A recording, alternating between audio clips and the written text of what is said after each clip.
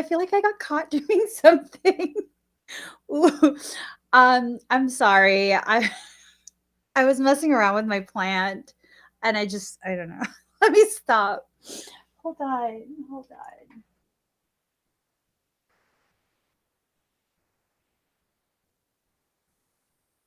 I had to turn him the other day because I was in a session.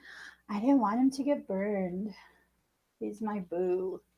He's my boo. Anywho, welcome to my channel. My name is Emmy from Emmy Evolving. If this is your first time joining me, thank you for finding me. If this is not your first time, thank you for coming back. So, oh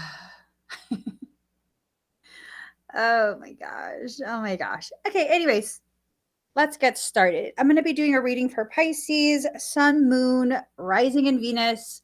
Also for your cross watchers. Also for those of us who find ourselves on this channel without any Piscean anything. You're probably an empath. You're probably needing messages from your soul.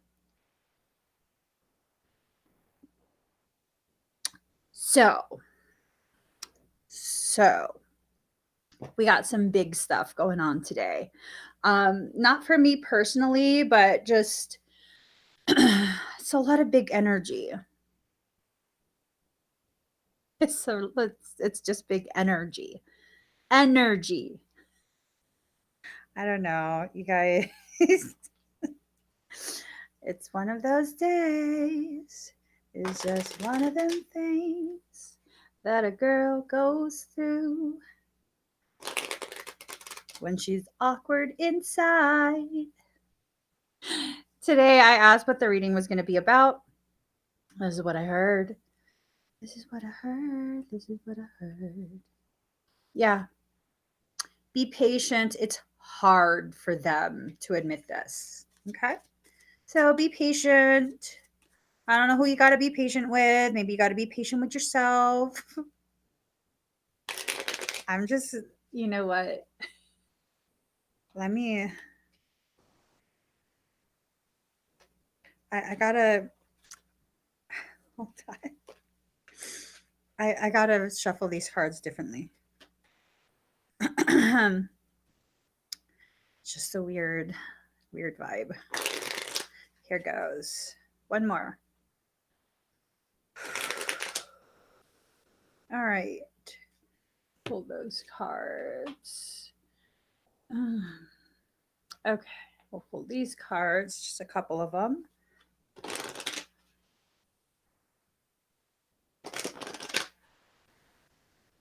Just a couple.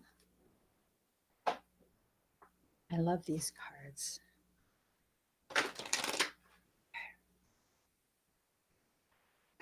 Let's get started. I feel so nervous. What is this about? I'm going to have anxiety. No, I already have anxiety. I'm going to have an anxiety attack. Okay. All right. Get started. So, power. We're feeling very disempowered, or whoever this is feeling very, very disempowered. And these are the types of things that should not disempower you. These are the types of things that could make you feel that temporarily, but you shouldn't allow yourself to stay there in that feeling, that state of disempowerment. Manifestation. Something profound is being manifested right now. This is a period of tremendous, this is a period that requires tremendous amount of work to be done. This could be a business, this could be something, I don't know. It doesn't always, y'all, these readings don't always have to be about romance, no matter what I say. Like, back when I was still watching other people's videos for readings, I never really took anything that they read as romance. I applied it to business. I applied it to friendships, things like that. Okay. So something's being manifested, but there's whoever this is that's struggling through this, they don't know how to invoke it, to call it to them. They don't know how to basically step forward in whatever this is. They've been stagnant and stuck, and I don't know if you or if it's you, someone outside of you can help you get unstuck. Like for me personally, if we've had an issue and it's not an issue that is a complete deal breaker, and so now you no longer exist to me, uh, if you reach out, then it re-triggers a lot of my issues, right? If you reach out, it re-triggers my issues, but I have a hard time reaching out. So, like, what are we gonna do? I don't know. I don't know. So it's that thing of you're damned if you do, you're damned if you don't. I don't know if this is someone outside of you. I'm not sure that you're supposed to reach out to them. Um, I think it has more to do with them finishing processing whatever it is that they're going through and then freeing them to reach out to you if they choose to. That doesn't mean you're going to sit and wait around. That means they're in their process and there's nothing you're going to say or do that's going to get them out of that process. And the more that you try and say and do, Scooby Dooby Doo, the more they're gonna like become retracted in that process. Okay. Am I the only one that's like that? I'm totally like, I could, like, people that I really deeply love. I've in the past, I've had conflict where I've just completely shut down, I've shut them out, and it's now a couple years. And like in my heart, I'm totally like, oh my God, I miss them now. Now I miss them. Now I want to like reach out. I don't know what to say. I don't know how to do it. And then randomly they reach out to me and then I'm pissed again. Then I'm like, how dare you? You don't respect my space. You don't respect my time. And it just flips like that. So it's kind of like you're damned if you do, you're damned if you don't type of situation. So what do? I say, I say the best thing for you to do is to just leave them be. Let them be in their process for however long they need to be in their process and just carry on. Okay. Just carry on with whatever it is you're doing. And if you guys are meant to interact again for business, for friendship, for romance, then eventually you will. It's just, but you're not going to sit around and wait for that, because if you sit around and wait for it, it becomes something that maybe to them feels very forced. Like, I don't know. I'm so weird like that. Where if you're sitting around waiting for me to reach out, I feel like, oh, now you're sweating me. I don't know. I don't know what you're supposed to do. I really, really don't. I don't. I wish I did. I wish I had more like concrete. Well, I'm not here to give you advice. I'm here to read cards. Anyways, initiation. Okay.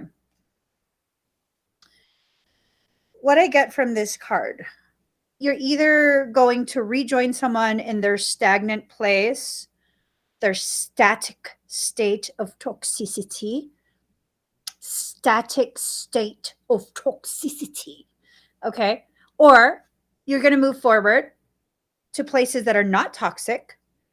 And then you're going to just, there's space right here in case you want to join me at some point.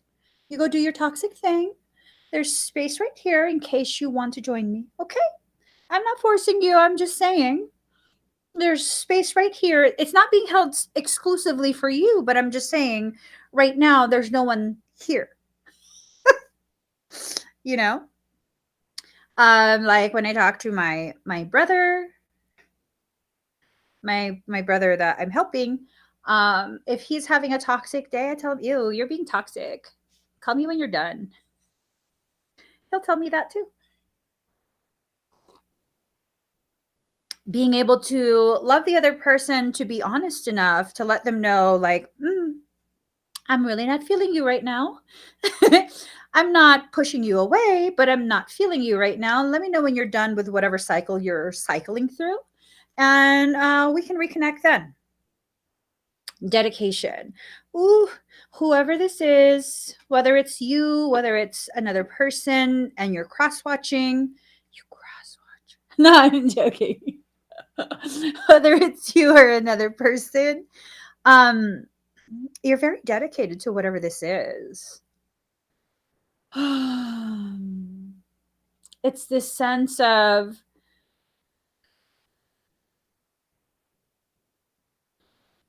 you're not going to stop. You cannot stop, but you have absolutely slowed everything down. Whoever this is that's dedicated, you're not going to stop. You're not giving up, but you have like kibosh the hell of the kibosh.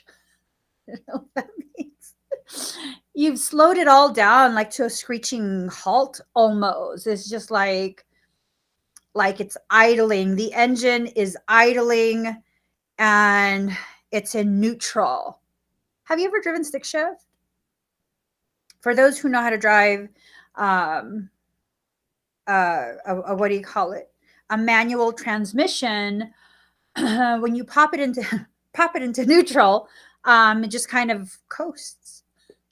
If you are at a complete stop, and there's a little bit of incline or decline in the road, you're just going to coast in whatever direction that incline or decline is. So it's kind of like that. They're just kind of coasting, like they're trying. And maybe they have brake failure. They're trying to pump their brakes. They can't slow it down. They feel it kind of just like rushing towards this final destination. And that final destination is very uncomfortable. I don't know. I'm starting to laugh. Marlene. Can you guys hear when Marlene talks? You can't hear it, right?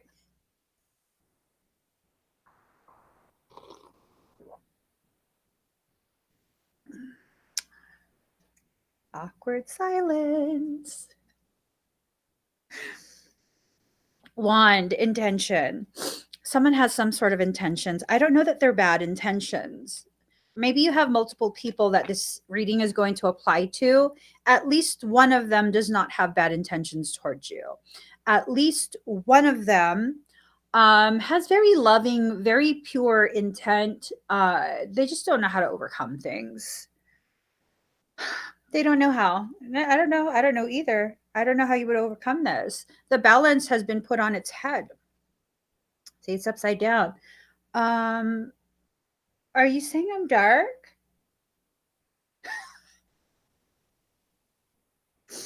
Okay. Marlene goes, see the the crow giving messages, helping to communicate things, helping to continue to guide. And I got the sense that she was talking about how she talks to me sometimes, all the time. Um, I am dark though. I am. I'm dark energy, and I don't do malicious, malignant things with my dark energy. I'm just a dark energy person covered in pink glitter. It's okay to be both. I'm like pastel goth. I'm not even joking. I'm like pastel goth, a little bit gothic, a little bit pastel, marry them together. And then you have me. I'm their love child. I'm a pastel goth deep inside me. Pastel goth that dresses like a stay at home mom or like a yoga instructor because that's all I ever wear. So, spring. The plans thus far for spring are still upside down. Things are not going as smoothly as they would like for it to go. Whether they is you or they is them, I don't know. Okay.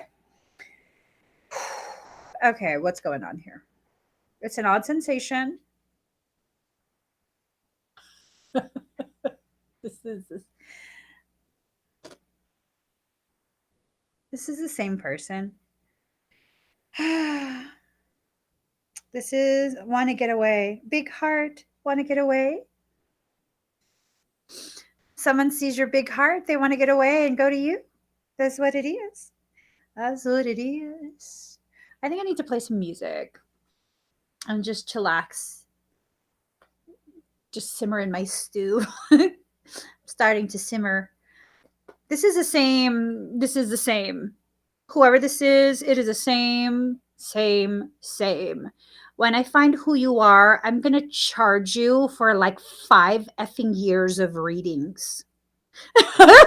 I'm just saying. It's like I'm doing a personal reading for a specific person for like 5 years now. This is a masculine energy. It ties to whatever happened during autumn, and that winter started like end of December, so that's a very long time. um I'm being told it came to head around Octoberish. Things began to escalate like August, September-ish. By the end of September, things were like full steam ahead, like real conflict, like tension, not even the good type of tension. And then October, things started to boil over. And then come November, like flat out. I had a headache. I don't have a headache. I'm tired. I'm suddenly super tired. I'm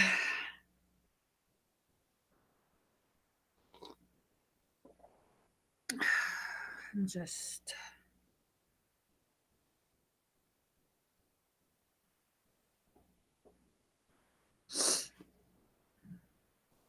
protection.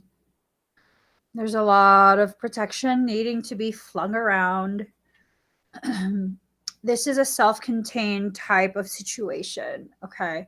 It's very self contained. It's making me so depressed. It's disgusting. It's a very self contained type of situation. Whoever is going through this, they're attempting to contain it. Okay. Like my hair is getting crazy now. They're attempting to contain it. I don't know that they can. I feel like this has just been bleeding over. I mean, you just take a look at all the readings. You take a look at all the readings, and it's just been nonstop. Same thing, same thing, same thing. Can we do a reading for business? I mean, it's just. They can't clear out, or you can't clear out whatever this is. It's just been nonstop. I think like they can't cleanse you from their system. They just consistently watch and watch and watch. And then, I don't know. If you don't mind them watching, then it's not a big deal. But I mean, it gets to a point. I'm totally all about like, I need some action, tender satisfaction. My chemistry is flowing. Can you cause a chain reaction? Action. We like, dude, I don't like when people don't put action behind things that they need to put action behind. That's one of the ways to get me to snap at you fairly quickly. Keep talking about the same thing over and over and over, but have zero action behind, implementation of the solution. That's irritating. It really truly is. That's irritating. Why would you you be knowing? Why would you choose that? Why would you choose to continue to remain in the same space of being stuck? And maybe I'm seeing it wrong. Maybe this is not being chosen. Maybe this, whoever this is, whether it's you, whether it's someone else, maybe they're choosing to move on, but because they keep moving in the wrong direction, their higher self keeps blocking them at the pass. I mean, you're Gandalf Balrogging yourself. I'm not joking. You're Gandalf Balrogging yourself. You are the Balrog. Gandalf is your higher self, and you're trying to get through this tiny little bridge, and your higher self, Gandalf, is like, you will not pass. And you're really not going to pass, because what's going to happen is you're going to fall down into the abyss, battling your higher self. And you know how that turns out? Gandalf won. There's the spoiler. I'm sorry, but I had to spoil it. Gandalf won. He kicked that Balrog's ass. Don't be a Balrog if your higher self is a Gandalf. I'm just saying, don't be a Balrog, period. These are cycles that you keep going through. I mean, do you need me to help you to stop? Do you need me to help you to stop? I believe in timeout. I don't believe in spanking. I believe in timeout. Do you need me to sit you in a corner? If you cannot sit still in a corner, I will sit there with you and make you sit. You can sit in my lap and I can hold you, hold you like this. Ah, I'm just saying. Ah.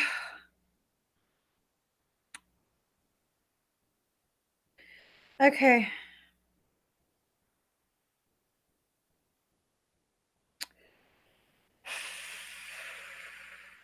I'm like,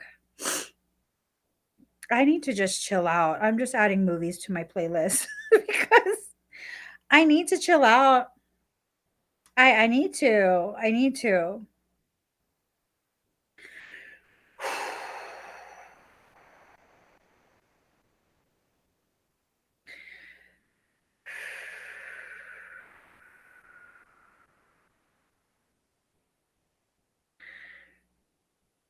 Okay.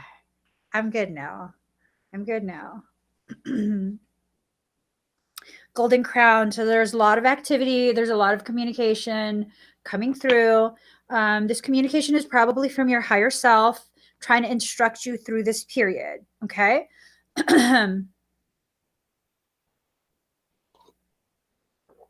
Thank you, Dolphin Dreams. I told my husband I found out about dolphin assisted births recently, or like over the summer. That's pretty recent. um, and I kind of just feel like we should just have one more, just one more child, so I could have a dolphin assisted birth. But then I'm kind of worried, like, what if the dolphin tries to eat me and the baby while I'm in the water? I don't know. That kind of worries me. I feel like dolphins are naughty toddlers. Like sometimes. I don't know. I don't think I'd do a dolphin assisted birth. I should just stop. I should just stop. I have enough kids. That's it. Card number 30, strength. Allowing your strength to come through. You probably are struggling to swim through this really thick water. This water has become thickened. It's almost like the viscosity it's almost like similar to partially melted gelatin. So, of course, you're going to struggle and you're going to struggle and you're going to struggle. So long as you continue to try and tread water through a raging river, you're going to struggle. The goal is not to swim the river. The goal is to swim and guide your body in such a way that you are brought back to shore so you can rest. When you're tired, you're tired. You can't necessarily just keep pushing yourself forward. Is this mental fatigue brought on by emotional disturbance? Someone's been gaslighting you.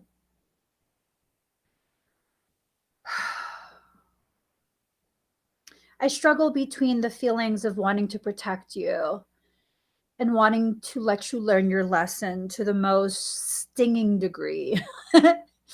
Like, you guys got to choose differently for yourselves. If you don't want it to sting, stop rubbing salt in the wound. Stop swimming in that salt water. Maybe you a freshwater fish. Maybe. I don't know. See, that's the thing. If you're a freshwater fish and you keep trying to shove yourself in the ocean, you're probably not going to make it. Freshwater fish have different systems than saltwater fish. They have issues with that salination. They gonna die. I don't want you to die emotionally. Maybe that's what's going on. Maybe it's time for a shamanic death. What type of flowers do you want for your? I don't know. I can't, like, This whole subject matter just irks me at this point.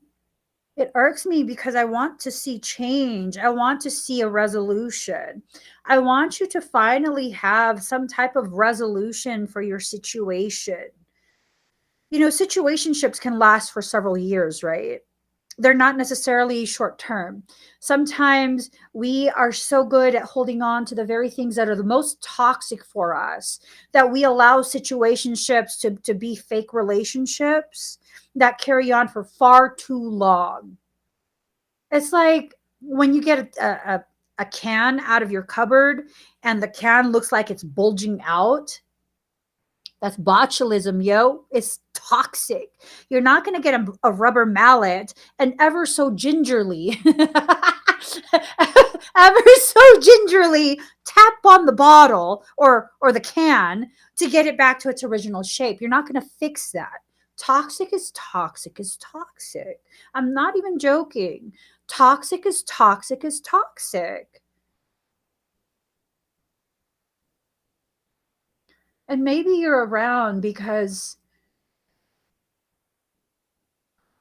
this person has a capability to punish you in the way that you would like to be punished because you're angry with yourself for something.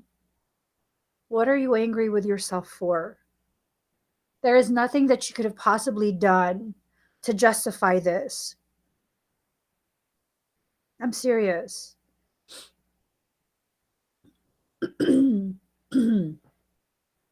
So if you want to look at it as, well, I decided the wrong thing, I picked the wrong option. So this is what I get. What do you get? Punishment for what? For actively being in the process of learning? Really? You should be punished for learning? For allowing your life to teach you what you need to learn?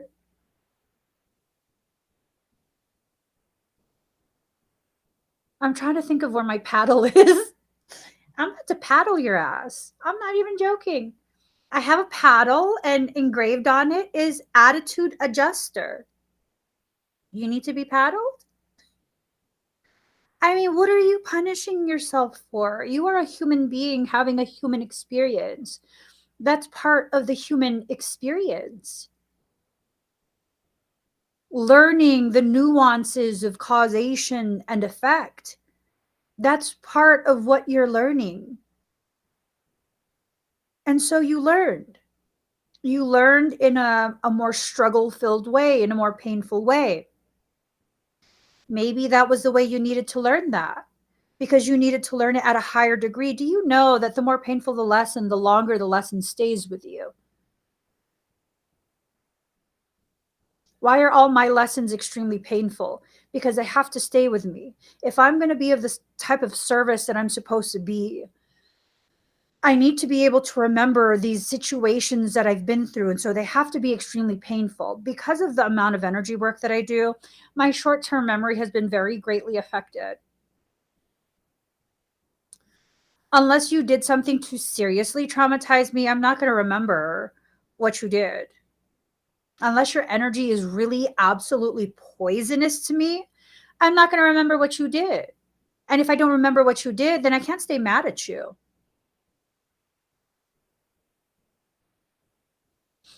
So that means if I remember what you did, you should never be allowed back into my life. I have to learn it the first time.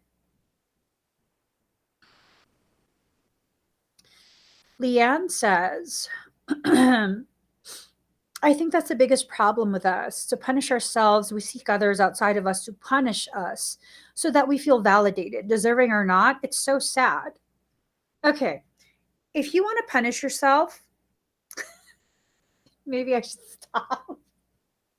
I was I was going to give some sort of suggestion that involves alligator clips. No, I should stop. I'm not going to finish that sentence. I'm just going to leave that alone. I'm going to leave it up to you to figure out what you want to do with your life.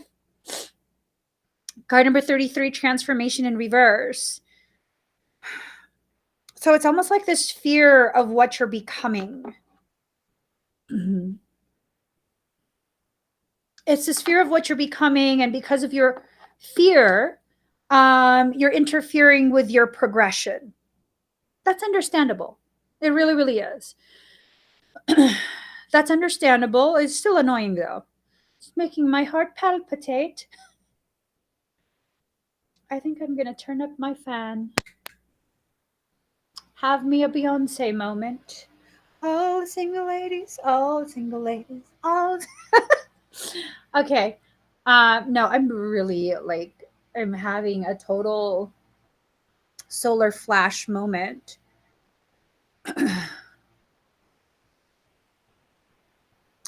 Maria asks ever so sweetly, please, some new ideas. I'm out of self punishment ideas. Okay, well, you can pick an extremely delicate area. No, I'm joking. You just have to let go. Card number 19, let go. Let go of whatever perceptions you have about yourself that's causing you to believe that you are less than and that's all you deserve. I'm telling you right now, I don't like lying to people. I don't like leading people on. I don't like saying things just to make you feel better. So please know, I'm not going to say anything unless I truly believe it. Okay. I truly believe you don't deserve what you're doing to yourself. So knock that shit off. I'm just saying.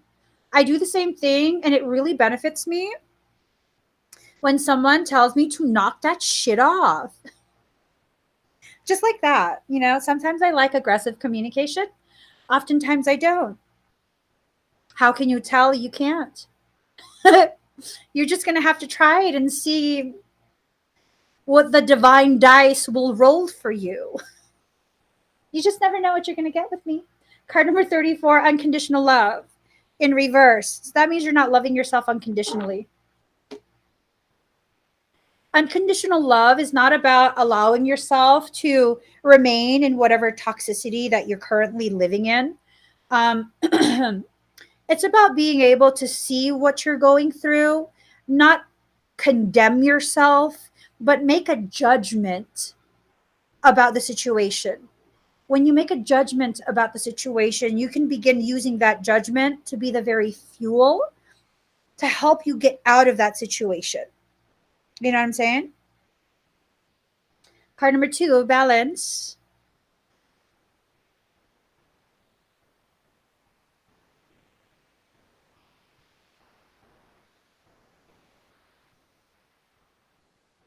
So you're trying so hard to balance, right?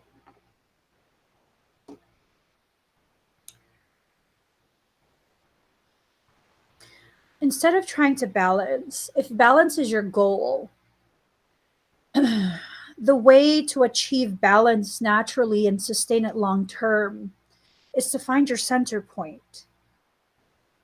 When you can find your center, naturally you will have as a result balance. You won't even have to try.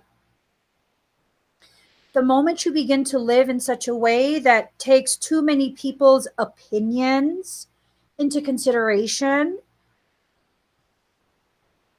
then that's the problem. That's the problem. For some of you, you're worried about what other people will think. For others of you, you're worried about what other people will think. People are going to think whatever they're going to think, regardless of what you decide for yourself. I have learned this time and time and time and time and time again. There's conflict. I won't say anything. People will think I'm weak and be pissed off at me. There's conflict and I say something publicly. People will think what they think and be mad at me. How do I resolve this? Fuck what people think. They're going to always have their opinions because they're not living through it. And I promise you, if another average person were to live through even one of the circumstances that I've lived through, honey, you'd be in a ball crying, rocking yourself in the corner in a fetal position. You won't even have it in you to be able to withstand a quarter of what I deal with and still keep my chin up and stand in my grace. So what's that tell me? I don't need to listen to anything you have to say. Your opinions don't mean shit to me. And really, we need to make it this thing, this very common practice thing, where unless someone has lived through it and their words are structured to empower you, who gives a flying fucking pig what they are saying, what they are thinking? You're giving too many people your power, a power that only can be wielded by you. It's like you're a master chainsaw artist, right? You make all of these amazing sculptures using a chainsaw. You're very proficient with that chainsaw. You're safe the way you handle it. You really can finesse it. I mean, it's just amazing the things you create with that tool of destruction. Is amazing. And then you hand it to someone who's like what, a toddler, someone who is what, a tweener, expecting them to be able to wield it in the same way you do. That's not going to happen.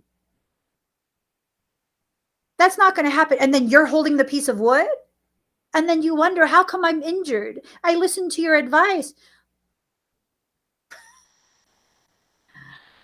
I swear to God, if we were in the same space, if you were sitting right in front of me, I would have been grabbing you by your face like, listen to me.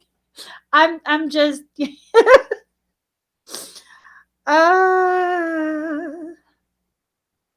looks like we made it. Look how far we come, my baby. Glad we didn't listen. Look at what we would be missing. They said, I bet. I just, this is frustrating me. It frustrates me when I see the solution is so simple. It frustrates me to know when I see that you are your own solution, but you don't want to see yourself as such. Frustrates me.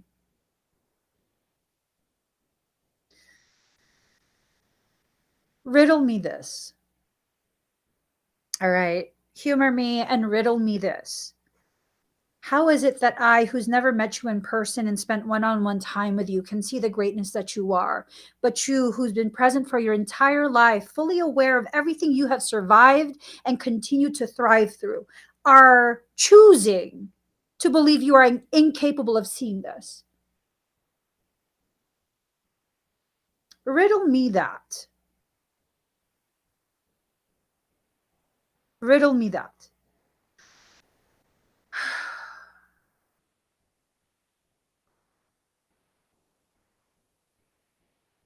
Help me understand that.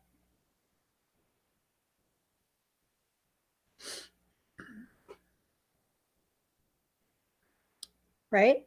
It makes no sense when I put it in that way. It makes no sense when I put it in that way. So why do you continue to go out of your way to make it make sense for you in your day-to-day life? Hard decisions are needing to be made. So make them. Dragging out the hard decision that's needing to be made is not going to make it easier. It's going to ensure that you are stuck in that place of suffering for that much longer. I'm not frustrated that you're not listening to me. I'm frustrated that you're not listening to yourself. Your higher self, your own soul, has been communicating with you through this. Ooh, gratis. Invisible child, golden child, and scapegoat all at once.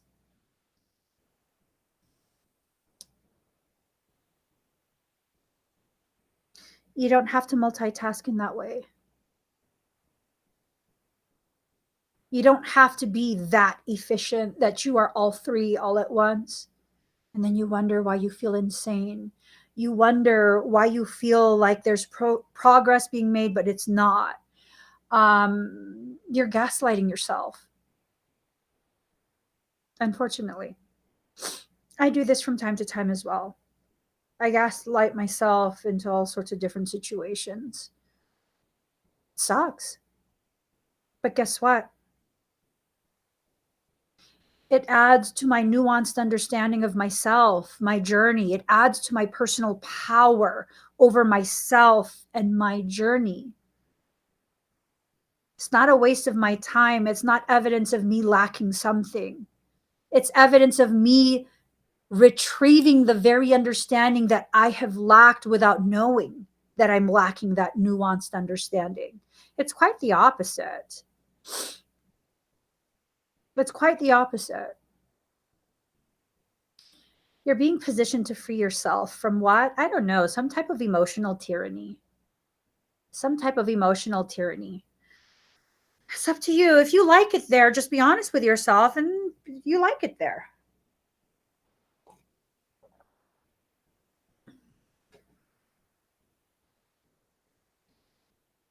I think the key here is to be honest with yourself, to really allow yourself to know without a shadow of a doubt what you have chosen for yourself. And some of us will choose the punishment because we like how it feels. Okay. Doesn't make you weak. You're consciously choosing that. As long as you know you are consciously choosing that.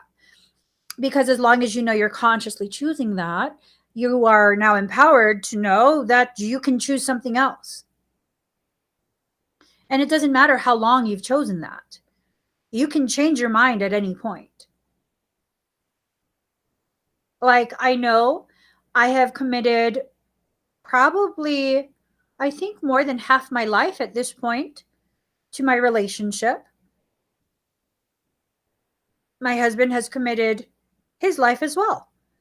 At any point, one of us could change our minds and then it'll be done. And that's that. And I say that's that because that's literally, that's that. That doesn't mean I'm not going to mourn it. That doesn't mean it's not going to be a very difficult, very painful separation. It doesn't mean any of that. It doesn't mean, like, no. I understand that at some point, if one of us no longer chooses to choose this, that's going to be a very difficult transition. We're going to get through it. We'll get through it. We'll get through it. These are choices that we make day in and day out. So years ago, I used to smoke cigarettes. I was literally like a chimenea, little chimenea. Years ago, I used to smoke 2.5 packs a day. 2.5, motherfuckers, 2.5. Sorry, lungs. I love you. I'm not joking. 2.5 packs a day. And yeah, one day I just decided I wasn't going to anymore.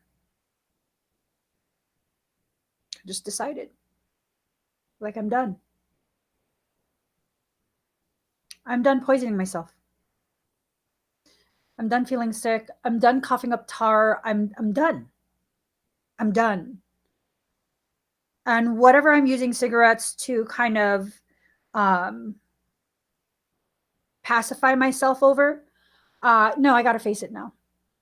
My life has to change because I'm done. I'm done with it. And I quit cold turkey. It's been about 20 years. I quit cold turkey, just like that. Just like that. I just quit. One day I woke up and I was done. Every day you wake up and you choose what today will be. What are you done with today?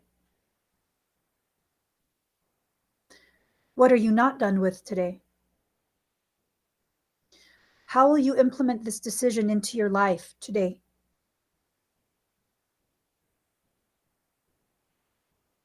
And that's what you need to think on.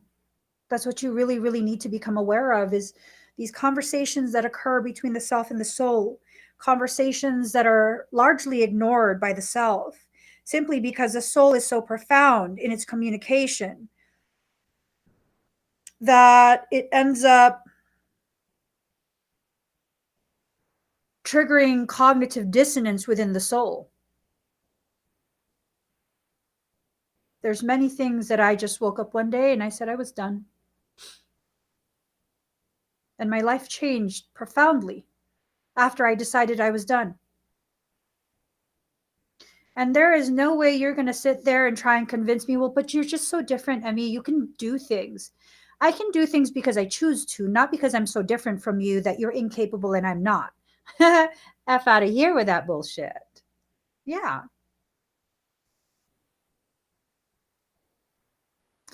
Some of the most powerful things people have ever said to me, publicly or privately, things that have largely affected me in the most beautiful ways. I saw you do it, so I did it too. And it changed my life.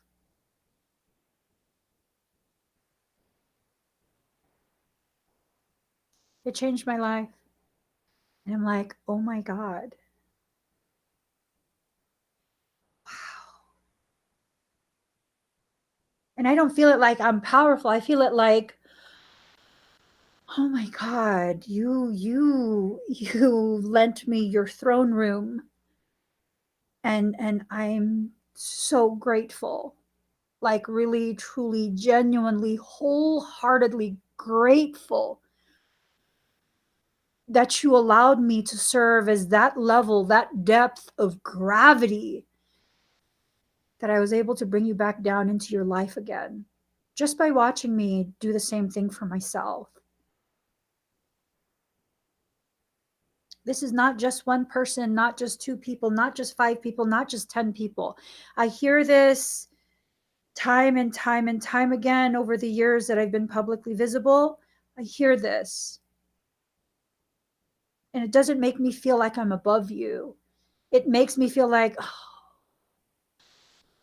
everything I went through was, it carries meaning. It carries meaning. It wasn't just nonsensical. It wasn't just unnecessary struggle and pain. Like it means something. It has a gravity to it. And it's not just growing me and benefiting me, it's doing it for others.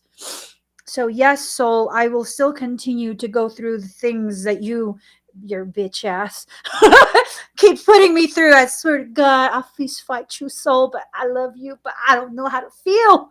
I don't know how to feel, soul. Can you just hold me? Those are how conversations between self and soul go. Yes. Yes. And that's when I choose to listen to him. Like, most of the time, I won't listen.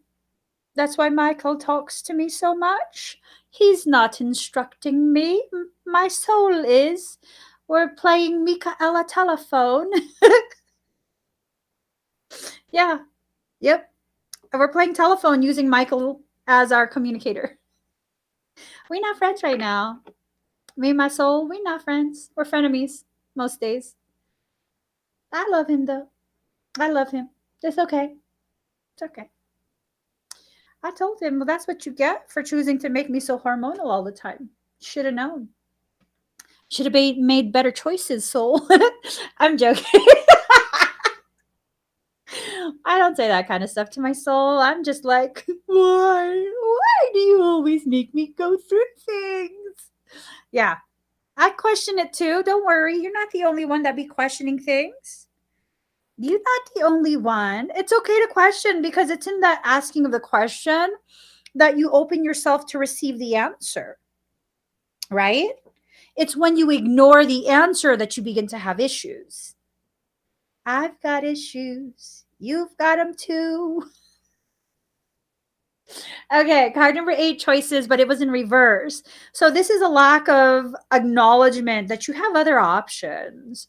You have other options. What?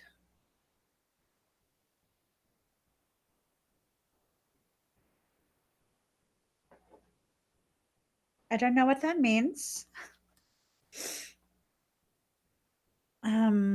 Well, I do know what that means, but I don't want. No, no, no.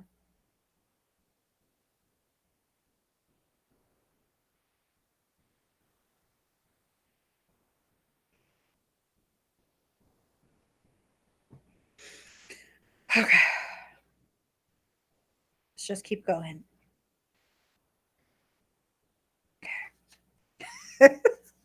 Avoidance. Hmm. Let me just drink some coffee. I drink my coffee unsweetened. Let me spray my face.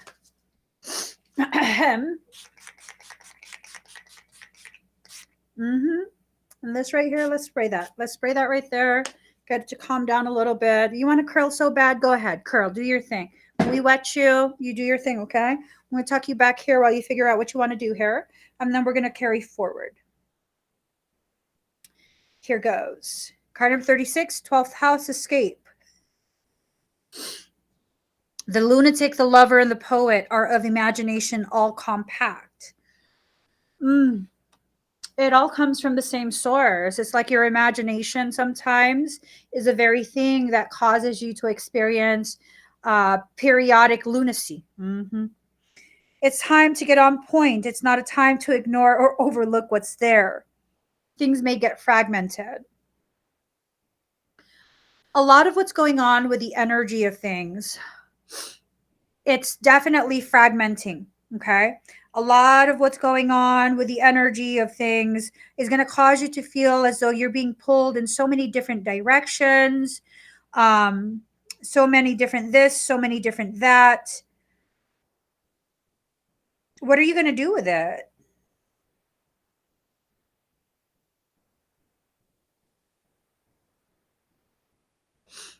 What are you going to do with that? How are you going to allow yourself to establish and maintain at least some sense of wholeness through this period? And maybe you don't need to feel whole. Maybe this period is helping you to understand how empty you feel in the absence of someone specific.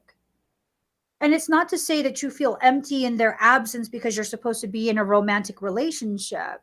It's to say that there is someone in this world that carries a gravity for you. They embody this gravity that helps you to better walk your path. And if that's what the person is, I mean, wouldn't it be beneficial to have connection, connectivity, interactions, access? And, not everyone should have access to you. Okay. Oh, I came across this video. Hold on. I saved it. I saved it. I saved it. Let me. Or maybe I didn't. I thought I saved it. What a fricker fracker. Oh, is it this? Oh, yes, it's this. I did save it. Hold on. He doesn't become. They say when a clown moves into a palace, he doesn't become king. The palace becomes a circus. Be careful who you invite into your home and who you give easy access to. No matter how in control you are, it only ever takes one clown to destroy everything you've built. I'm just saying. They say when a clown moves into a palace, the clown does not become a king.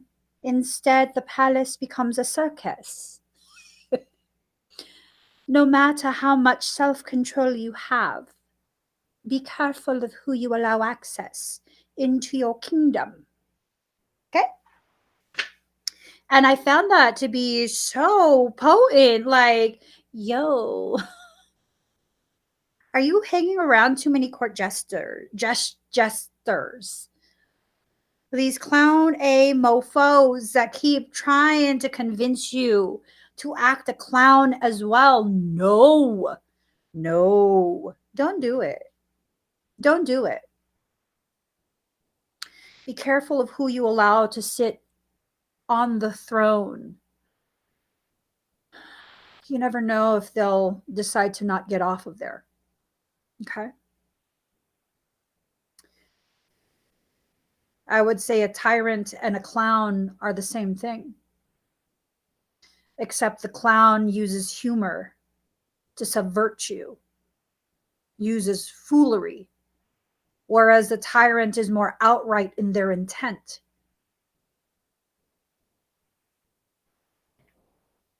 Exactly, Moonrock. Mm-hmm. It's like being a recovering addict, but still surrounding yourself with active addicts. Mm-hmm. Absolutely. See, I remember one time years ago, I was having a very deep conversation with a person, right? And they brought up this concept of like sharpens like. If you want to sharpen yourself, you have to hang out with other knives and allow those knives to rearrange the edges of your blades so that you can be sharp, so that you can better, more efficiently serve your purpose. And that resonated. That really truly resonated because I kept trying to hang around people who I could feel comfortable around. What kind of people were they? People who don't have the same type of direction and drive that I do. People who just talk a big game. It sounds good. It sounds like we're headed in the same place. But here's the thing, the only reason they could ever possibly head in the same direction I am is because they're riding in my car. And they're not even chipping in for gas. Instead, they're forcing me to listen to their crap music and they're eating up all my snacks. That's some bullshit right there. No. I draw the line at you eating my snacks. I can't have just any snacks, motherfuckers. No, I'm serious. Like, I can't just have any snacks. Don't eat up my snacks. I don't mind sharing, but if you don't have allergies and food intolerances, you can just get your snacks at the gas station. I'm not even asking you for gas.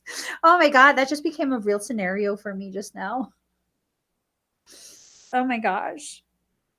Wow. Anyways, the 12th house of the zodiac is the most mesmerizing of all the houses. Mysticism, dreaming, drowning, vast seas, and surrendering are all themes that belong to this house of self undoing. You're undoing so much of the programming, but you have to undo it in a way that doesn't leave you stagnant and stuck in the process of undoing. It's also the place in the chart where we lapse in our judgment and make bad choices. Like the sign of Pisces that rules it, the 12th house falls at the end of the zodiac, which indicates a type of passage or rebirth. So you're in the process of rebirthing yourself. Go about it. Go do it. Do it. Rebirth yourself.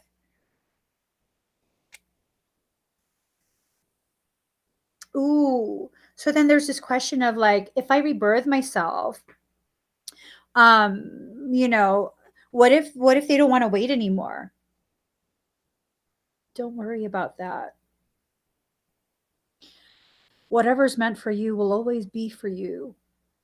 Not because you own it, but because it was agreed upon by souls who know better than the limited human mind. When the souls have agreed to something, they never break their promise. They just don't. I have known this to be true my entire life. When the souls agree to something, they will always keep their promise. Yes, they will take into consideration hesitancy. Okay. Yes, they will take into consideration distortions within the human perception. Absolutely. Those things can simply delay the inevitable, which is what? Whatever your soul's agreed to. What's yours is yours. It always has been. And if what's yours involves interactions, communications, whatever it is, I promise you it will happen. But first, focus on you. Focus on your growth so that when it does happen, You can be the most present you've ever been in your entire life.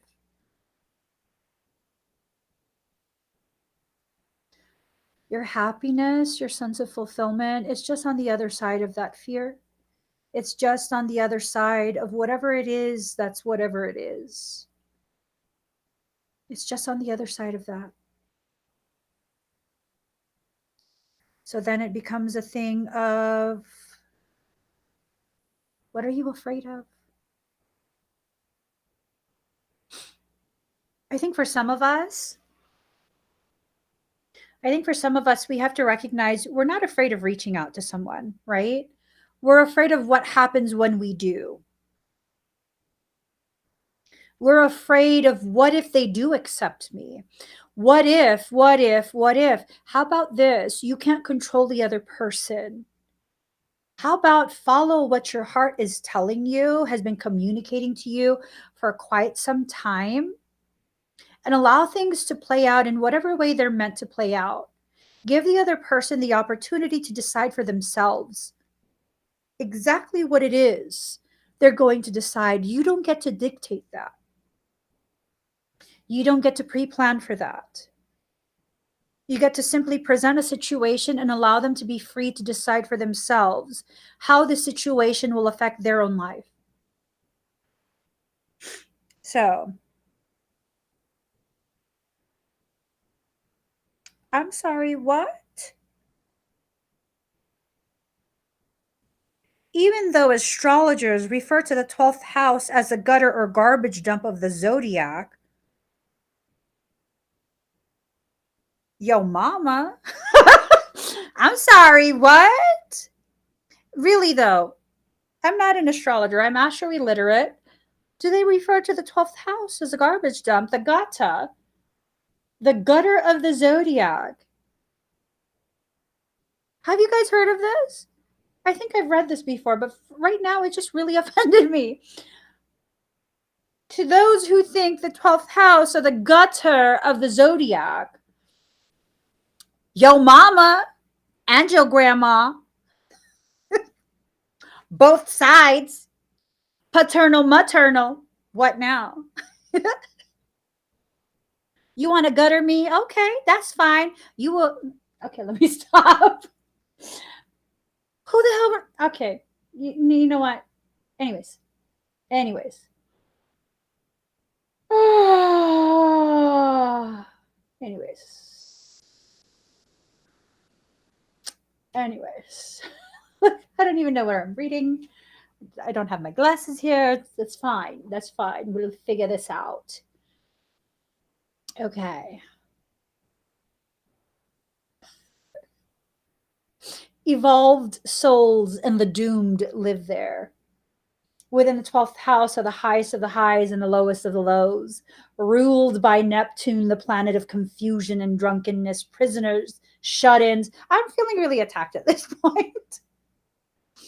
What? I'm the sexiest shut in you'll ever come across. Never. Okay, anyways, saints, artists, and mystics call this home. Imagination, linking up, and connecting to the unknown are all facets of the 12th house.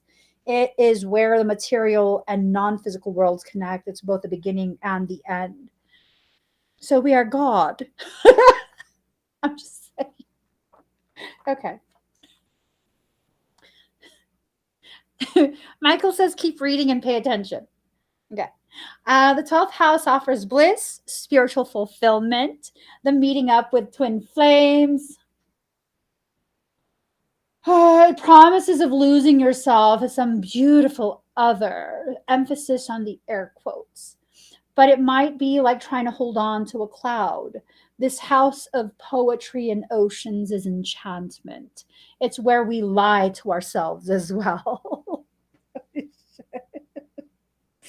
Okay. When this card comes up in a reading, something is amiss. There's something about the situation you're unsure about, or at least are not privy to. All is not as it seems. Without information, it's difficult to move forward. The signals you're getting are probably wrong ones.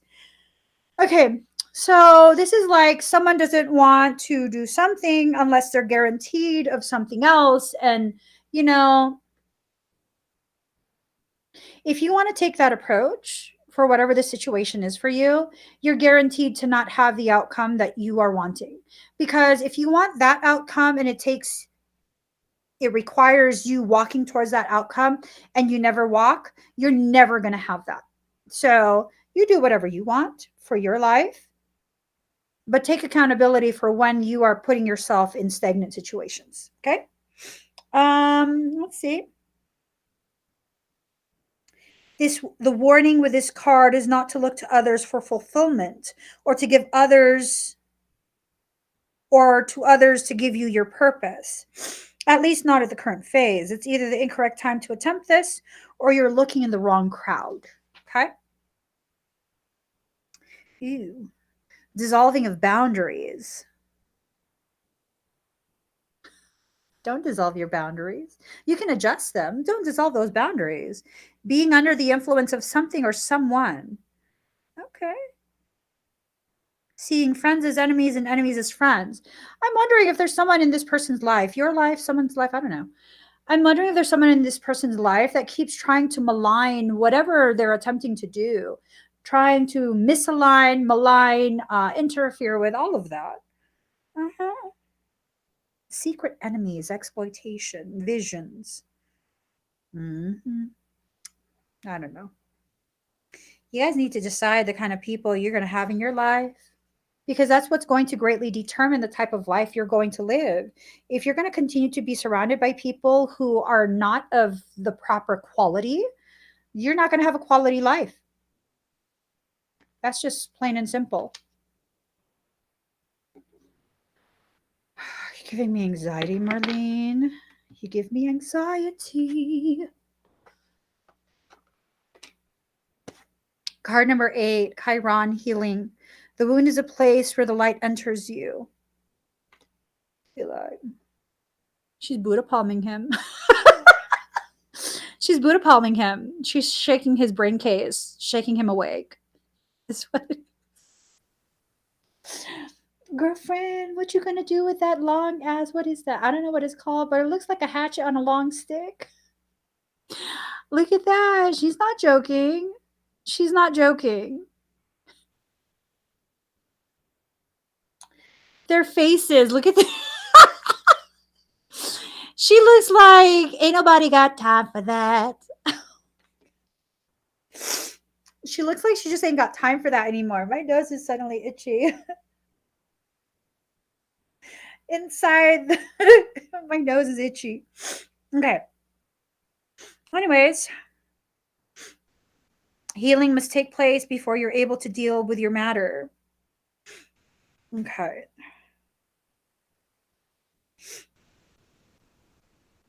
Let's see. In the chart, Chiron's place shows transition linking the mundane to the extraordinary.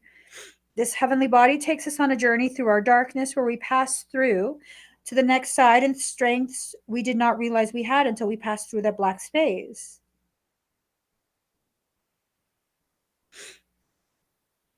Chiron has a relationship to the two astrological signs of Virgo and Sagittarius. Chiron lords over matters of health, illness, and disease, and especially how they relate to our personal journey through life. One must see darkness before there is light. Actually, my personal belief is one must exist in the darkness in order to understand the gravity of their light. One must experience sickness before there is lasting health. Chiron also represents resurrection, so has some relationship to the Christ figure as the wounded healer. Okay, so here's the thing. What I'm getting from this card is that whatever someone is going through right now, they had to go through this in order to better understand over. In order to better understand what it is they are needing with you. Like I've said in a live stream before, where my ex-boyfriend, right before I met my husband, the last relationship I was in before I met my husband, I really thought that was going to be a long-term thing. It was like a couple months thing. Like, I don't know, I had like 2 or 3 months, something like that. I don't remember anymore, but it wasn't a long-term thing. And I was so super devastated when it ended because of the fact that um, I had really put my hopes in something being long-term, like lifelong, right? I allowed myself to kind of, and this was before twin flames were talked about, I allowed myself to misunderstand these visuals and dreams that I kept having even as a child, for the eye color, the hair color, the facial structuring, all of that. So I thought this was the person that I was supposed to end up with. And first off, that's not the person that I was seeing in those dreams and visuals as a child. It's a completely different person. And then secondly, that was just like an awareness of soul connectivity with another person. It had nothing to do with messages regarding romance or any of that. It just really didn't. And luckily, I was able to just kind of let that go, so that I could just move forward. And I met my husband really not long after that. Not long after that relationship ended. Like, I want to say, I don't know, like a month or two after it ended. And um, that was the very like low point in relationships that I needed to experience before I came across my husband, so that I could understand what exactly it is that I'm building with him. And now when I look back, I mean, it wasn't something that was in the forefront of my thoughts through the development of my relationship with my husband. No, it's kind of just like, that's an ex-boyfriend. But like, looking back now, like, that was a very thing that really helped me to understand the gravity of the man that I'm with at this point. So sometimes we have to go through a lot of different things that will prepare us to better understand the gravity of what it is we have now, or what it is that's coming. Don't hold on to the lesson. Instead, take what you've learned with you as you move forward. You don't have to live in that memory of that disappointment. And really, did this ex-boyfriend disappoint me? No. There was no reason for me to believe that that was going to be something long term. There was none. No reason. It's not like we knew each other for a very long time, and were best friends for years on end, and then became went into a romance. No, I knew that person only a couple months, and then we were in a relationship for a couple months, and that was it. Learn from what life is teaching you and carry the learning forward. There's no need to stay stuck in that space. Had I allowed myself to stay stuck in that space, what would have happened? I would have missed out on the most amazing thing outside of my children that's ever happened to me in my life. I am 100% convinced there is no other person in this world that can love me as wholeheartedly and unconditionally as this man loves me, and has loved me for over 20 years, for more than half my life. I would have missed out on that because he met me at a time when I was such a fractured individual. Not because of the breakup, but because I was a fractured individual. And I was incapable of seeing the type of connection that I could build with someone long term. Mm-hmm. He didn't find me as a whole being, as a whole person, super confident in my power and have everything figured out. No, he found me as someone who was feeling very lost within myself, very angry, very combative, very closed off, like all the negative things that would totally send everyone else away. He didn't care. He didn't care. He was just like, no, this is where I'm supposed to be. And I would not have understood that until I had gone through first what I had gone through, which it wasn't anything seriously horrendous. It wasn't. It wasn't some like um, exploitative type situation and relation. No, it was a run of the mill relationship. That's it. But the gravity of the effect on me because of where I already was mentally and emotionally in my life, separate from whatever that relationship was, that's why it affected me in that way. And why did I need to be affected in that way?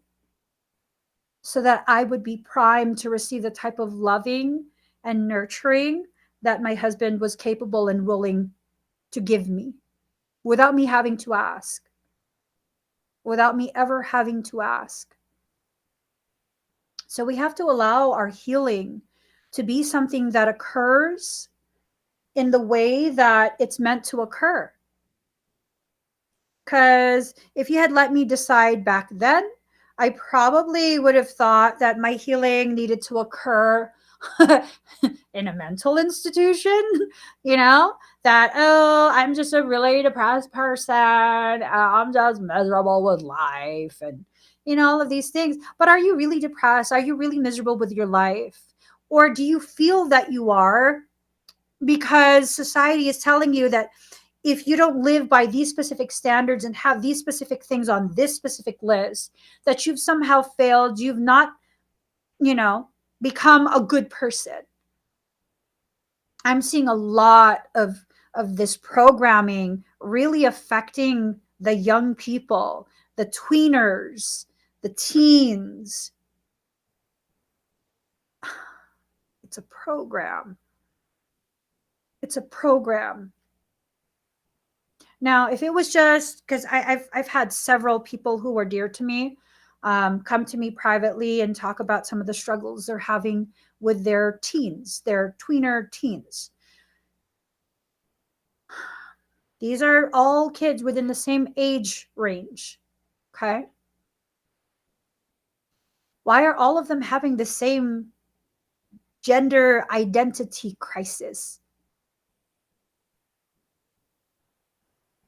All of the young girls want to bind their breasts. They don't want to identify as a female.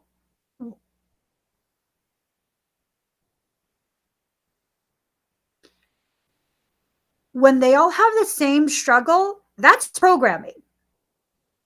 That's programming. You're being programmed. You're being programmed to hate yourself because unless you have this issue, because now that's the standard, that's the norm.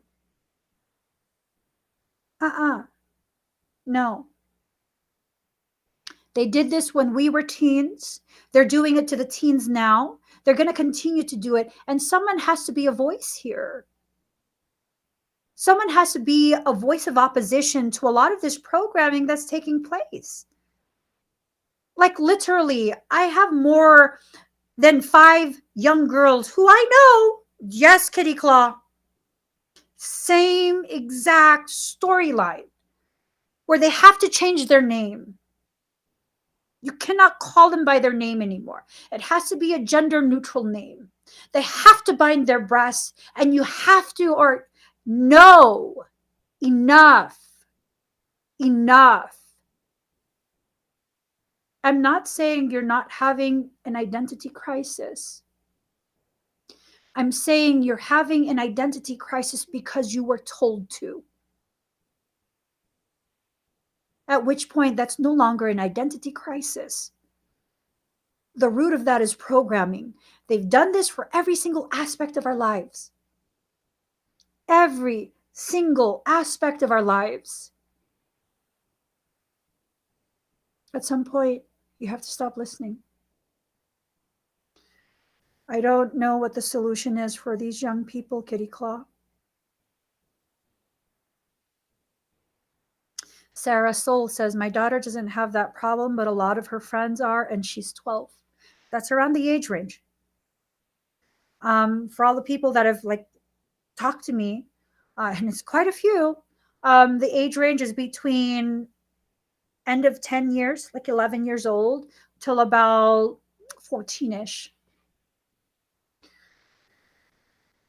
The kids are really going through something serious. They are. We cannot approach this as like, just stop it. No, they're really going through something serious. But as an adult, as their protector, as their guardian and guide, you have to know what they're going through is serious because they're being programmed to go through something serious. The issue is not the children. They're being exploited. They're being exploited. I don't know what the answer is. I don't, you know, maybe we can talk about this in private member chat. I would love to be able to have, fellow parents feel supported. Um, I would love for you guys who are struggling through this to know you're literally not alone in this. It's literally the same story between all of you guys that I've heard. It's literally the same exact details to the point where it's like, do you guys know each other? Are your kids friends? No. None of these people are connected. None. None. So this healing needs to go much deeper than what we're allowing it to go. When you can allow yourself to heal, you then create a ripple effect. If you have children, it will ripple into your children and help them to self heal. If you don't have kids, that's okay. It's okay, and it's enough for you to be the only thing that needs your healing touch. You just have to make sure you allow yourself to go through whatever the process is you need to go through, those periods of self realization that need to be allowed in order to be able to really understand what's going on in your life. And that's key. Even if it's a programming that's being put into place and it's affecting the children, they are all still individuals. They all still need consideration, compassion, patience, understanding, acceptance. Now, I don't know how to navigate this.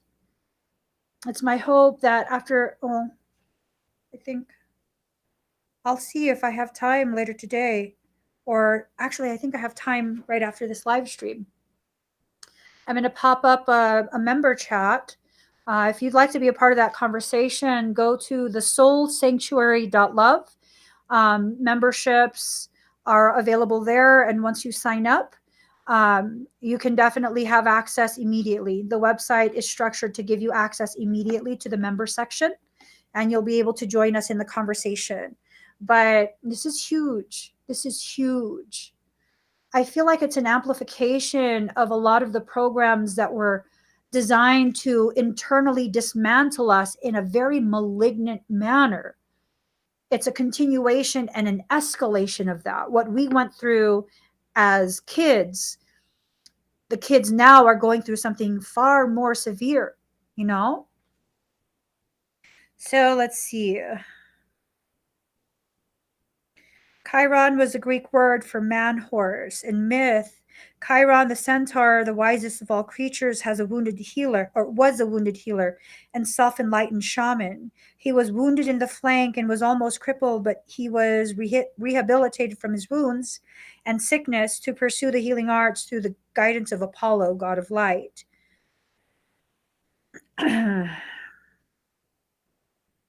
Chiron has a special purpose as a bridge between the inner and outer planets, a bridge between the animal and the human, the wisdom that lies in both life forms. So I'm wondering if this is a period where you need to allow yourself to function as that bridge, that intermediary between what has been done and the promise of potential for yourself as well as for other people. Okay. Alexandra, yes, I was on yesterday after the podcast. I was on. Let's see. This heavenly body takes us on a journey through our darkness where we pass through to the next side with strengths we did not realize we had until we passed through that black place. Yep. Yep. One must see darkness before there is light.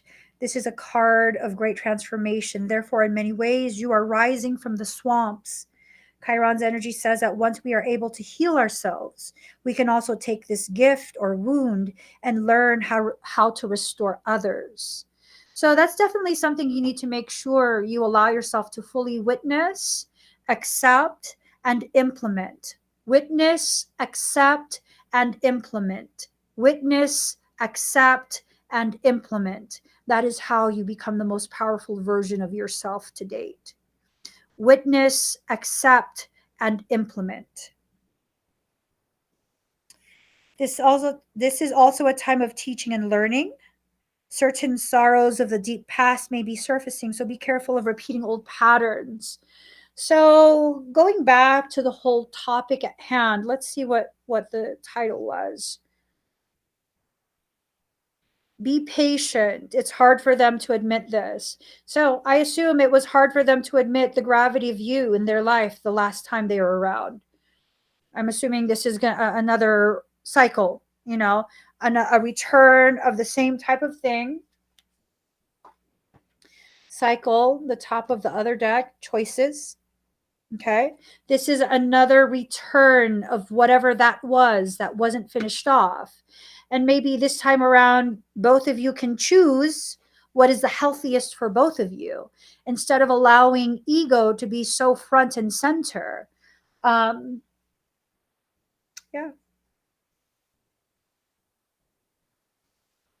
The symbol for Chiron is a key, and this card says you have the key to open the right doors that you're asking.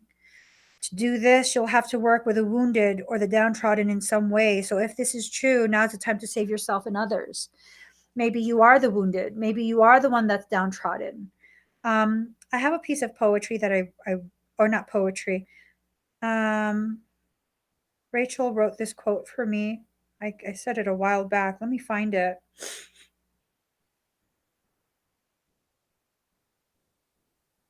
Let me see.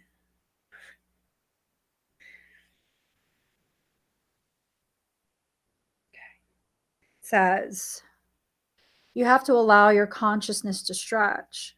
Without that stretching consciousness, you will not enter that next level of being because that next level of being is not a huge entry point. It's a very small, locked AF door. You're not opening the door unless you can allow yourself to stretch and take on different shapes, different forms of being. You'll always fail to realize you are the lock, you are the key, and all you're doing is shifting within yourself. And that's really all you have to do is shift within yourself. Allow the shift of consciousness from one perception, shift it by 1 degree. That's just 1 degree. You're not being asked to have some sort of 90 degree, 180 degrees. No, 1 degree at a time in order to see yourself and your life change. It takes 1 degree at a time. So the next card, final card. There is a gravity.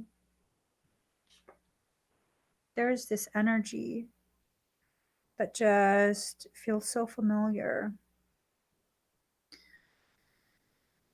I want to say I can't place it, but I don't know that that's the truth. It's familiar, and I don't think I want to know what it is or who it is. There's a familiarity. Anyways, card number 12, Black Moon Lilith, mystery.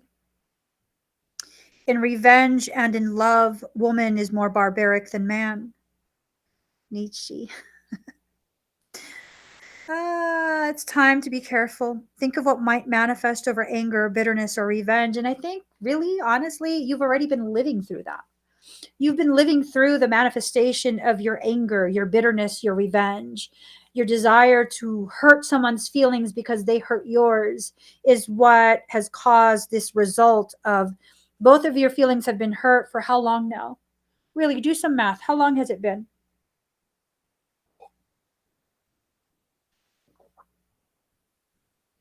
How long has it been?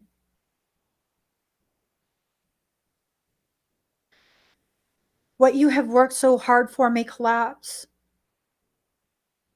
If you're going to continue in that same density, very dense type of approach, dense energy, density, it will collapse.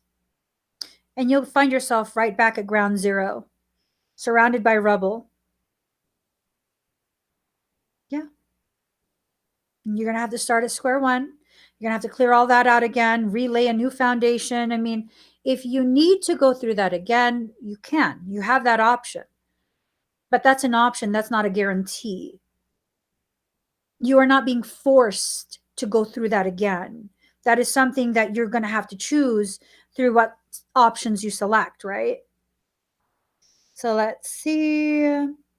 Black Moon Lilith represents soul expansion and cosmological awareness, the force and aloneness in the path of the individual.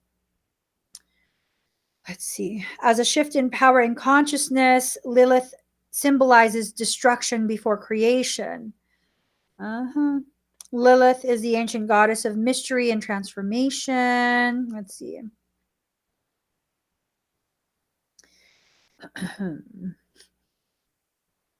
Throughout the ages, Lilith was demonized. She was the first spiritual upstart, but in recent years, her status has changed. Lilith is a feminine force of command and strength. She represents the powers we hold in secret. She also can potentially represent toxic femininity, where you hide behind the concept of feminism in order to perpetuate your own self loathing and toxicity. That's very common these days. That's very common these days. Very, very, very common these days. And we're not allowed to talk about that because why? Hey, I own a GJ. If you're a feminist, you will support me speaking whatever I speak, even if it's against whatever it is you believe. Because that's the truth of feminism, right? Women empowering women. Yeah. I've had quite a few toxic women who claim to be feminists, who claim to be about women empowerment, tell me that I'm not allowed to talk about certain things that are based in my personal life experience, where I'm not telling anyone else how to live. I'm just sharing what I've experienced in my life. Toxic feminism it's a very real thing. It's a very real thing. Lilith represents the powers we hold in secret. Why are you holding that power in secret? Why is that? Is that something you hold secret because you don't really know how to wield it, but you want to use it as sort of a bargaining chip? I don't know that that's going to work.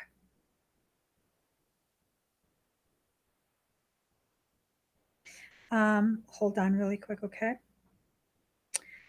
I don't know that that's going to work because unless you know how to properly use something as potent as personal power, you're probably going to create more toxicity, more distortion, more sense of disappointment and lack of wish fulfillment for yourself in your life. Is that what you want? At one point in my life, I improperly used my ability. It so negatively impacted me for so many years. Till now, it still has an impact on me. It still weighs so heavy on my heart. No, I did not harm anyone. How did I improperly use my ability? I reversed my mom's medical condition without her consent. Some would say, but that's a good thing. No, it's not. She suffered and struggled for several years, bedridden, and I was absent.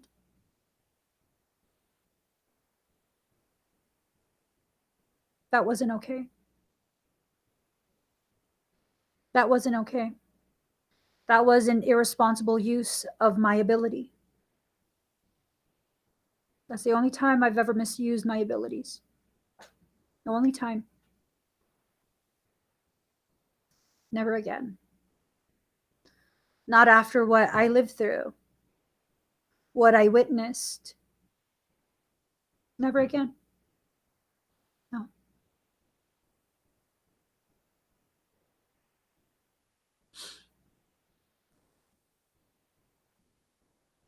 we have to make sure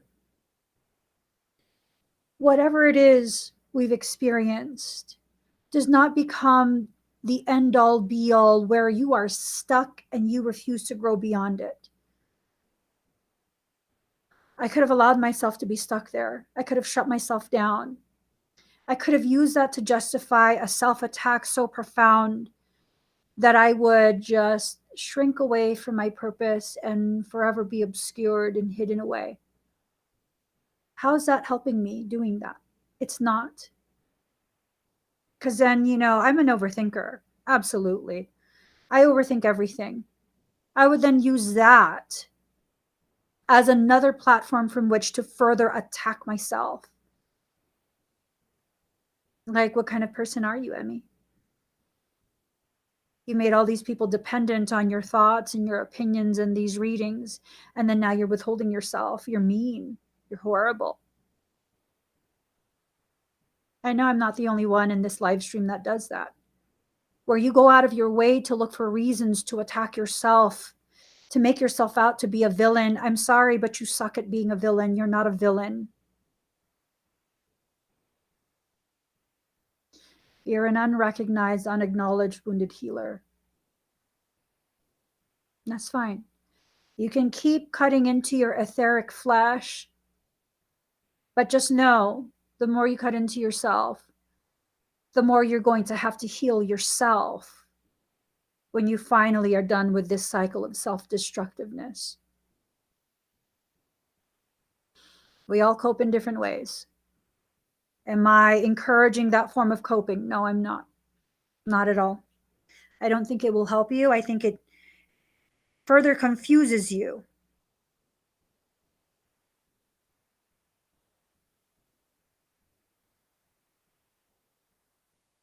I think it just further confuses you. It causes you to further believe the distortion that you're already believing, which is what, you're a horrible person. Who said? Who said? First, recognize for yourself who said this. Someone who's been consistently mean to you, consistently toxic towards you. Okay, their opinion, that's null. It's been voided. So if you want to say it's been someone who you really look up to, you know, this is a person who, you love their body of work or whatever it is, you really look up to them. Okay. Because they have some sort of degree in something? Is that why you look up to them? Because they sound smart? Because they've marketed themselves, branded themselves in some really clever way, very catchy? Well, how about this? I don't just sound smart, I am smart. And although I don't have a college degree, I'm a fucking sorceress. I trump their college card. I have a magic one. And I say the opposite of what they say. I think you're amazing. I think you're amazing. And I think you represent a type of power and divine connectivity that that person could never reach. And so they're intentionally trying to clip your wings before you even realize you have any. So what's my advice? Screw the wings. The feathers will grow back. Hop away. Just hop away from the bullshit that you're being fed. You're being hand fed seeds of bullshit. Stop gulping them down like a innocent little parakeet. You're not a parakeet. You're a raptor. You have talons. You can fly very high. Your wingspan, just saying. And you're listening to people who are trying to hand feed you and tell you you're a parakeet? Of course. Of course they would. For you to recognize that you're a raptor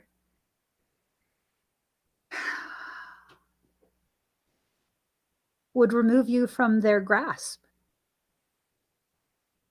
See, people who want to control you, they're never going to try and actually empower you. They're going to give you all of these reasons as to why you need them in your life. I tell you right here, right now, as one of the most powerful people you will probably ever come across in your life, you don't need me. You honor me with your presence. You walk beside me as an equal, but you don't need me. Who are you going to believe? A person who wants to convince you, coerce you into believing you need them to survive life? Or someone who says, no, fuck that bitch. You don't need shit. You got it all. You're doing it already. You're doing it already. So what? Inconveniences, whatever. You'll get past it. It's no biggie. Because literally, it's no biggie. It's only big if you make it big. The more you hype it up in your own head, it's like the more you exhale into a balloon. Of course, it's going to be big if you keep exhaling into it. But see, when you exhale into the world and you allow it to be released in the way it was designed to be released, you have trees in your life. There are people in your life who function as the trees. What do trees breathe? Your exhale. And what do they do with that exhale? They convert it into oxygen. They provide you that inhale. These are just cycles. You need to have at least one person in your life who can function as a tree for you, where your exhale can be transmuted into your inhale. It's not this thing where you're consistently just taking advantage of their kindness or whatever. It's this beautiful give and take. It's a true friendship. It's a true connection. And a lot of what we're hiding from ourselves is the truth of people's connectivity towards us or with us. This card indicates a call to wildness. Lilith is the evocation of what may or may not be there. She can manifest as madness or self-realization. And maybe the madness is representative of the unacknowledged self-realization. People used to call me mad, insane.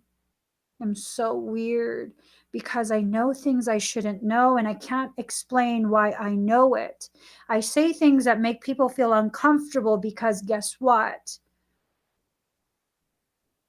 I am living truth and it triggers your cognitive dissonance, and none of that is my problem. Yes, I have to take responsibility and accountability for the way in which I deliver that truth. Absolutely. No, it is not my job or responsibility to dictate to you, my equal, how to receive what I say, because you absolutely have the power and authority over yourself, your ears, and your brain to be like, this girl is full of shit. At which point I'd be like, probably. I don't know. Maybe. I don't know. Oh, it doesn't resonate. It doesn't resonate. I'm not trying to convince you of anything. And how powerful do you have to be to enter into that place where there's nothing left to prove, only truths to be shared?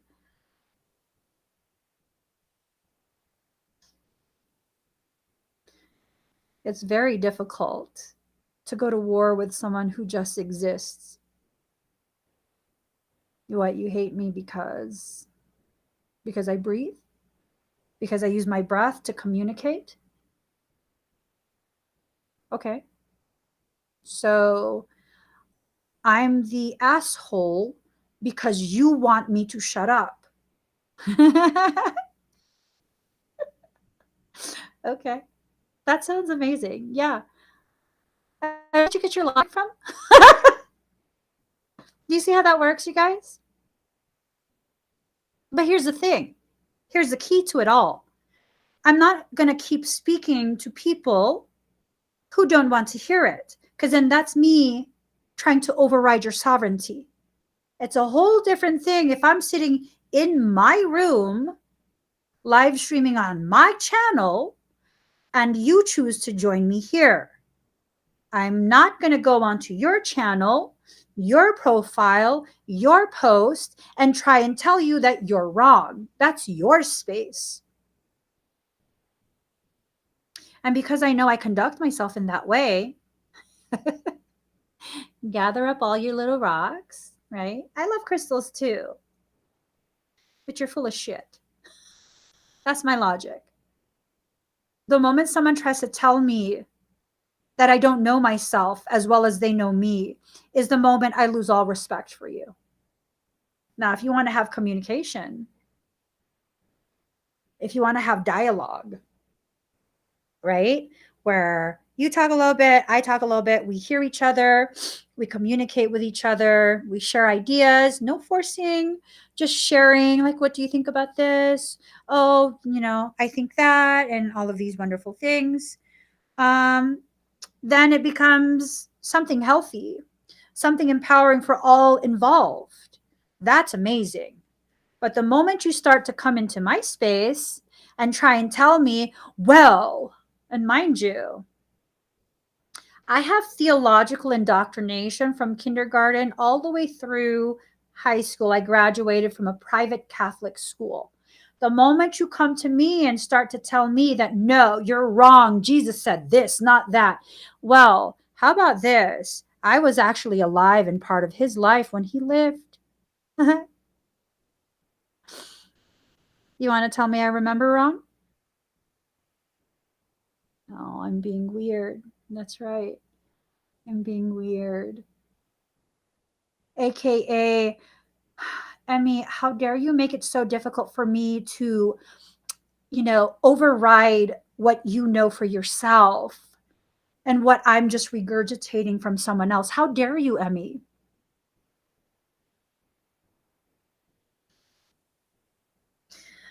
Yeah, I did it. I did that.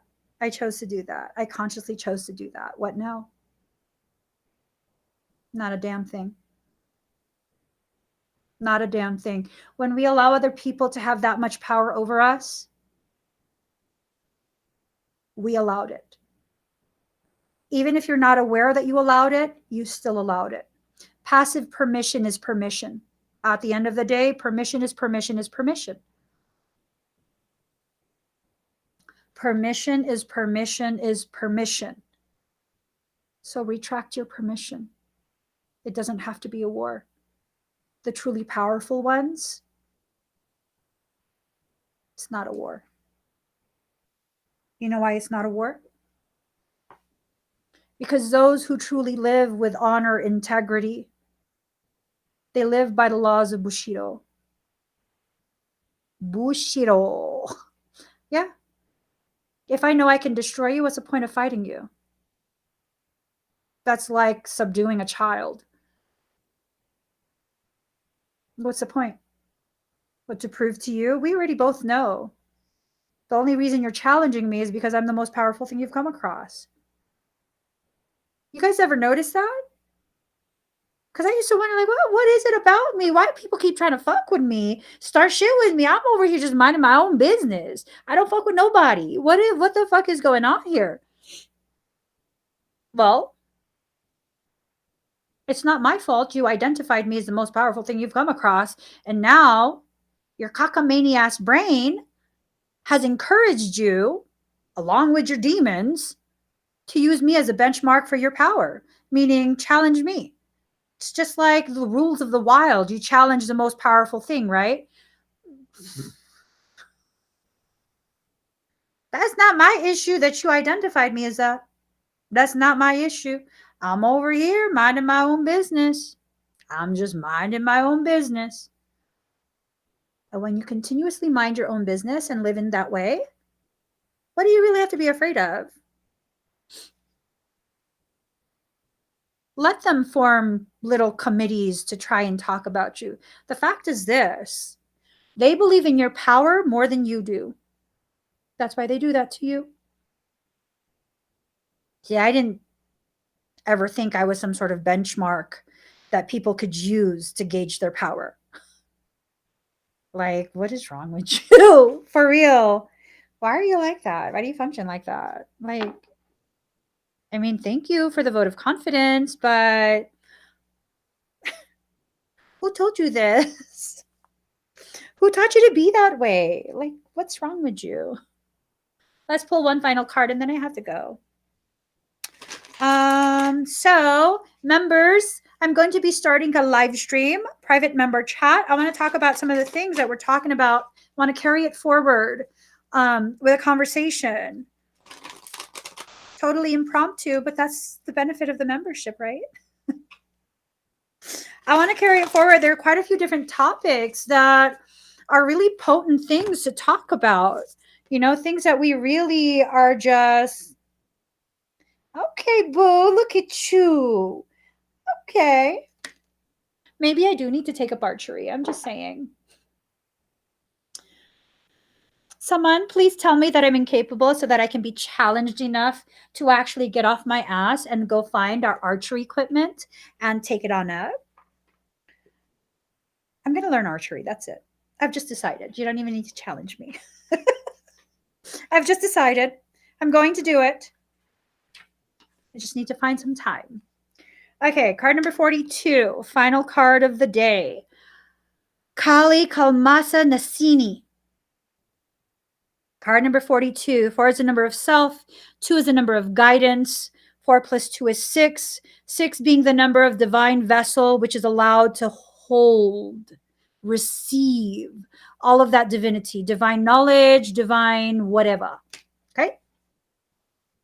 She devours darkness with her endless hunger for light, peace, and redemption. She reaches the deepest places, the darkest spaces, relentless in her pursuit of the lost and despairing. No soul shall ever be forgotten, abandoned, or betrayed by her. Those that believe in their own guilt, their sin, their shame, evoke her mighty tenderness, and she feasts upon the darkness that threatens to consume them, alleviating the weight of their suffering, allowing their hearts to become light and free. The name Kali Kalmasa Nasini translates as she who consumes sin. She destroys ill intent. She eradicates mistakes. Here is Kali as the supreme divine weapon. She is the archer and the arrow. She is the divine mind unleashed, so it shall raise anything built on negative foundations, and who vanquishes all evil. Hers is the power of Pashu Patrasatra. Pashutrastra. Damn. We'll just call it Pashu. This is Sanskrit word which refers to the ultimate spiritual weapon. It has the capacity to neutralize every other weapon in the universe. This divine weapon can be unleashed in numerous ways, whether it's powerful or whether its power is delivered by arrow or sword, or a release of thought, glance, or sound from the divine mind. Its action is unequivocal and swift. In the blink of an eye, something once considered as solid as a rock is reduced to nothing. The manifestation of this power is so great that we must take pause to consider our motivations, to have kindness and detachment when connecting with this form of Kali Ma, or indeed any of her forms. Fear can make our intentions and actions unnecessarily aggressive. Better to come to Kali from a place of gentle heart and unwavering firmness of sanctuary in her wisdom. Better to recognize that her wisdom, rather than our own point of view, can accomplish the best outcome for all beings. Better to trust in her divine justice and mercy than your concerns about whether you or another shall be held karmically accountable for your actions. Karma is nothing but a lesson needing to be learned. Okay? A lesson needing to be finished. You can release all such concerns and simply trust in her. This will bring peace to your mind and allow you to let go of the past, your mistakes, and the errors of others without being harmed. So it goes back to that same message of letting go of your disappointment in yourself and the way you've decided things in the past. Holding on to the effects of that past decision is what has guaranteed and sustained your current and future suffering. There is no more need for that. You will learn, but you will not suffer. This brings spiritual benefit to all beings. There's a commonly held view that the more powerful you become, the more aggressive or forceful you must be. No. The Divine Mother offers us a different perspective. You can be simultaneously fierce towards ego and kind towards the heart. With true power comes wisdom, and wisdom knows when to be gentle and how to obtain even greater outcomes through tenderness rather than force. Sometimes a strong and unwavering approach, even sacred rage, may be necessary to accomplish a task, but more often than not, there will be another way. There's another way to do this. Vulnerability. Vulnerability is so ridiculously powerful. It is a show of power, and it's an invitation to join you in that place of power. Why? How powerful do you have to be to allow yourself to be vulnerable? With vulnerability comes a very real possibility that when malicious people witness you in that vulnerable state, they will attempt to exploit that very vulnerability. That's scary. That's an unknown. That's something that's not guaranteed. Well, guess what? As someone who used to believe that vulnerability was a sign of weakness, the day I stepped into my power was a day I realized I am powerful enough to undo anything and everything attempted on me. Whatever you attempt to exploit, it will be the very fuel to make that part of me expand. Expand in power, expand in awareness. So go ahead and try. I'm not afraid. My vulnerability is for me. It's not a manufactured opportunity to witness me so that I can sell things, so that I can take from you a love and devotion that I'm not worthy of. My vulnerability is genuine. It's never pre-planned. And because of that genuine nature,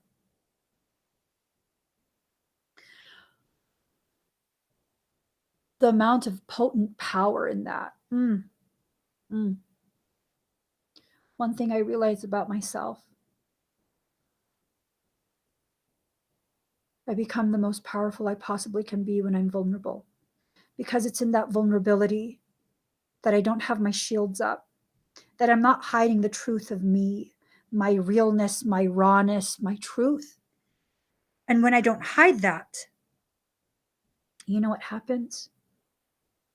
When you try and come for me while I'm in that position, I will raise you the fuck down.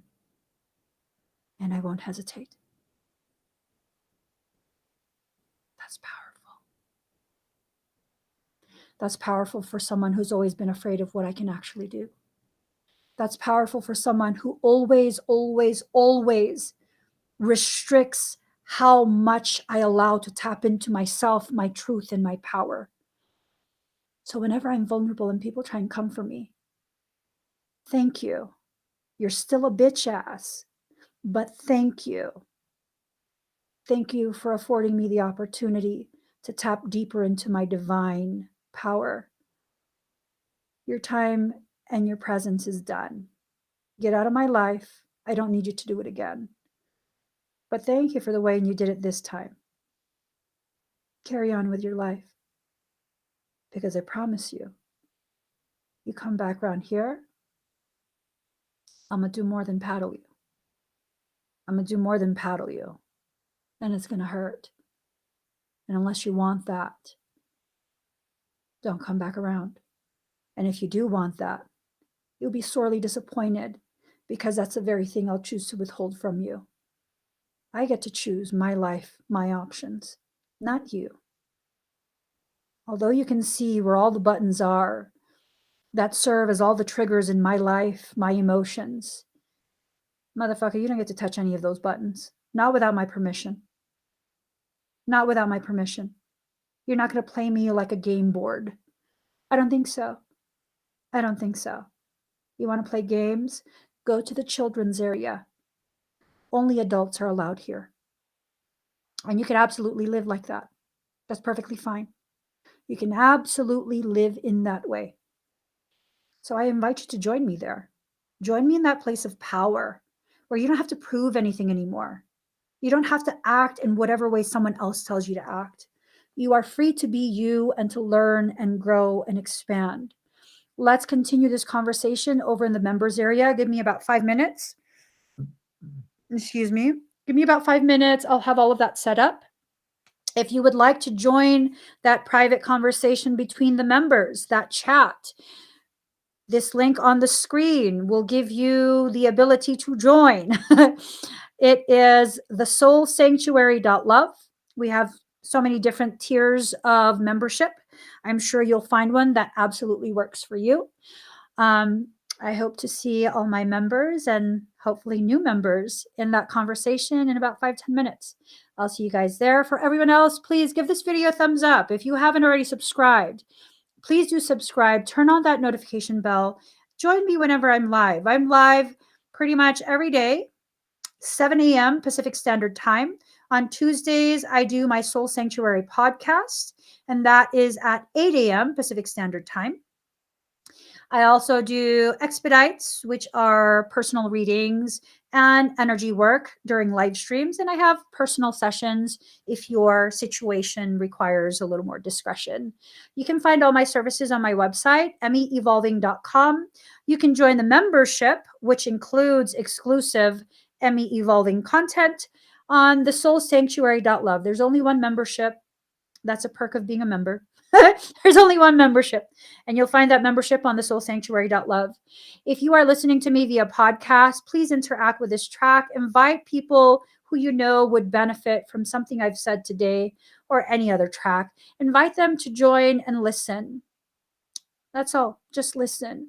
Let them be free to decide what applies to their life and what doesn't.